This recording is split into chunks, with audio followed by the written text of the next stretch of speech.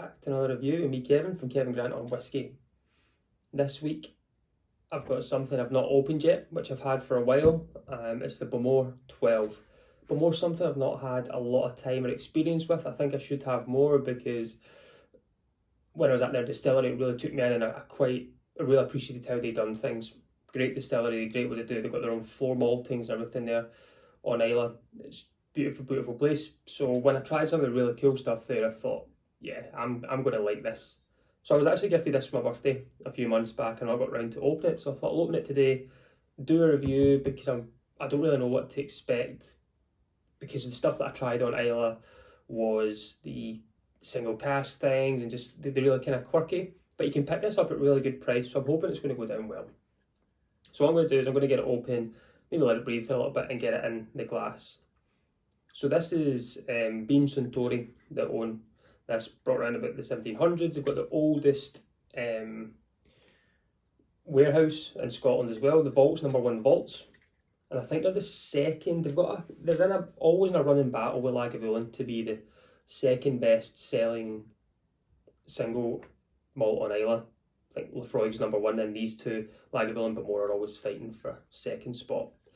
So let's get this open. Let's see what kind of noise we get. Not bad. Nice first impressions. We'll get this in the glass, have a wee chat. So straight away the colour, beautiful, beautiful colours like haze. I am led to believe though there is colouring added to this. This is not natural. It's 40% ABV as well, so it's on the lighter side of whiskey. I do like something stronger, but sometimes whiskey at 40% ABV can still pack a lot of punch. It can give me a lot of different flavours coming through, and I can sense a little bit more.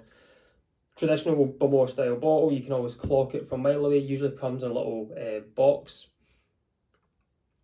But they do everything right. It's just added colour. I like things that come out naturally, but that is just me. So I'll get a wee smell on the nose. It's quite crisp. It's quite citrus to start. A little bit of chocolate note to it.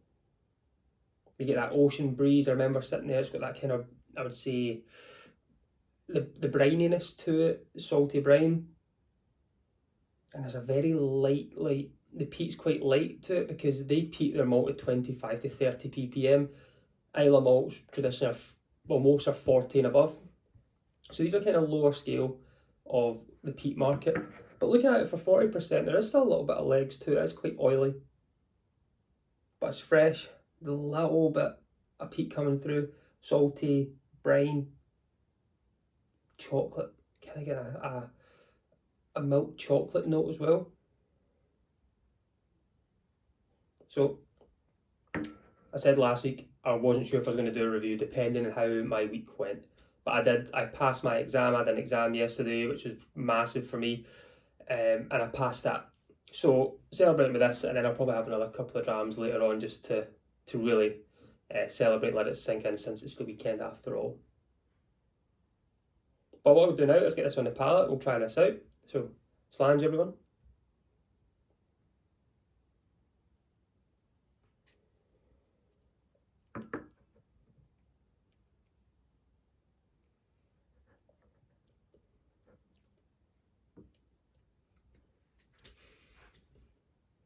It just disappears, but the brine definitely hangs around there. It's like a green apple note to it. It's from what the citrus I would say I'm getting. It's like oak influence too, I feel that I get from it.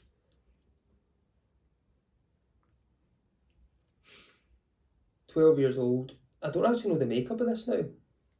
One of it's bourbon, mostly bourbon, with a added colouring to it. It's nice. It's not aggressive on the palate. It is very easy sipping, approachable Bowmore. From what I remember it to be, I remember having cask strength, raw flavour, and the notes are coming back to me, that kind of briny note from it, the chocolate note I did get. But I get an apple, and that peat I can still taste that, which I wasn't going to expect from something with such low ABV.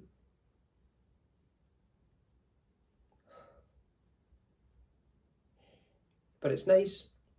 It's not stop me in my tracks and I better get out and buy more of this. It's good whiskey. It's, for me, it's not going to knock my socks off. No, but I do enjoy it. Again, it's very obtainable. Price wise, I think it's really good from them. What I'm doing, I think you can pick this up on special at times between £20 and £30. So for something with 12 years old, single malt, brilliant. Islay, brilliant again. Just for a personal note, the ABV is just slightly, it's just low for me. But I like, personally, something cask strength, natural colour, non-chill filtered. This doesn't have that, but that's fine. Not all whiskey has to be that. We all have different tastes. That's just my personal preference. I'm going to get back and try another wee sip.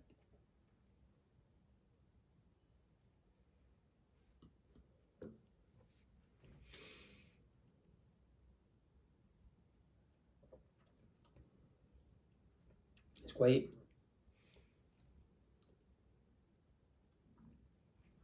the brine just stays. It's chocolate. I can't get rid of the chocolate. The apples there. It's like...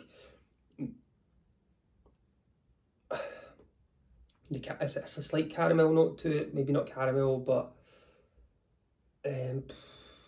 honey-ish. Something on that line. Caramel to honey is in a kind of in-between from it. But it just disappears, which just is... it's frustrating a little bit for me. It's a good start. It's the first time I've had today. And it's a good start tonight because the peat just doesn't take over your palate. So I would happily move from this to non-Islay, non-peated, and not feel that I would miss out on any flavours from something else because it's not overpowering on the peat. But it's a really good distillery. If you ever get the chance to go to Islay, I do believe it is the oldest on Islay as well, from 1779.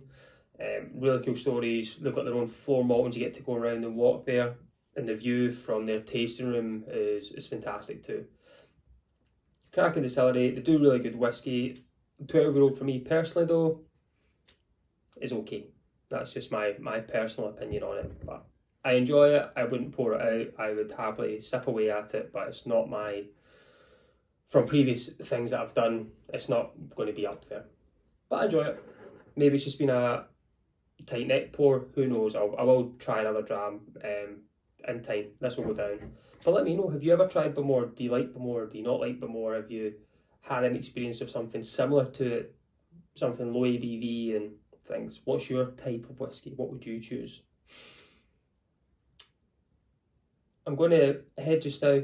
I'm going to go and relax. It's been a long week. Yesterday's still not really sank in yet, so I think I'll just go and sit on the sofa, watch some TV and have some nice drams. I'll pour. I'll see what I've got there. I've got some empties that I need to get rid of too, but maybe pull out some of the older stuff in my special whiskey for tonight, just to have a wee celebration.